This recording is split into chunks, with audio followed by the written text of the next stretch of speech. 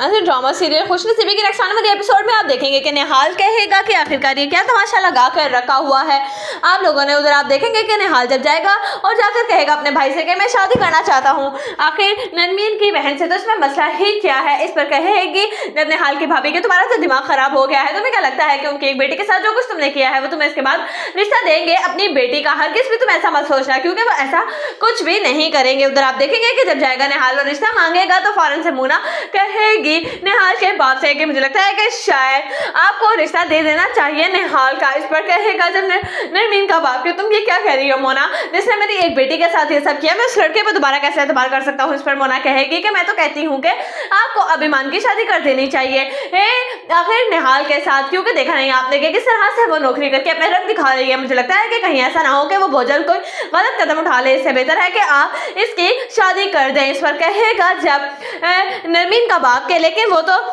रिश्ता माहीन के लिए लेकर आया है ना कि ईमान के लिए। इस पर सोचेगी मोना कि चलो अच्छी बात है, एक भला तो मेरे सर से टलेगी।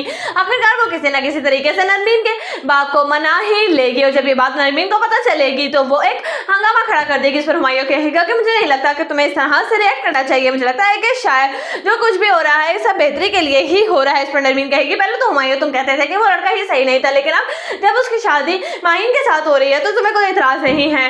इस पर कहेगा हुमायूं कि देखो जो कुछ भी है, लेकिन अब वो सारा का सारा फैसला अंकल का ही होगा, जो भी वो करेंगे इससे बेहतर ही होगा कि तुम इस सारे मामले में बिल्कुल भी कोई दखल अंदाजी ना करो नरमीन। इस पर नरमीन कहेगी कि ठीक है। उधर आप देखेंगे कि जब मोना सोचेगी कि चलो अच्छा ही हो गया किसी ना किसी तरीके से ही सही, लेकिन कम अज कम मेरी शादी तो हो गई ना इस बुढ़े के साथ। अब देखोगे किस तरीके से मैं इसकी दोनों बेटियों को भी इस घर से बाहर निकालूंगी और इसको भी, और किस तरीके से ये घर अपने नाम करवा कर इस घर पे और इस सारी जायदाद पे कब्जा कर लूंगी, क्योंकि मैं तो आई ही इस मकसद के लिए।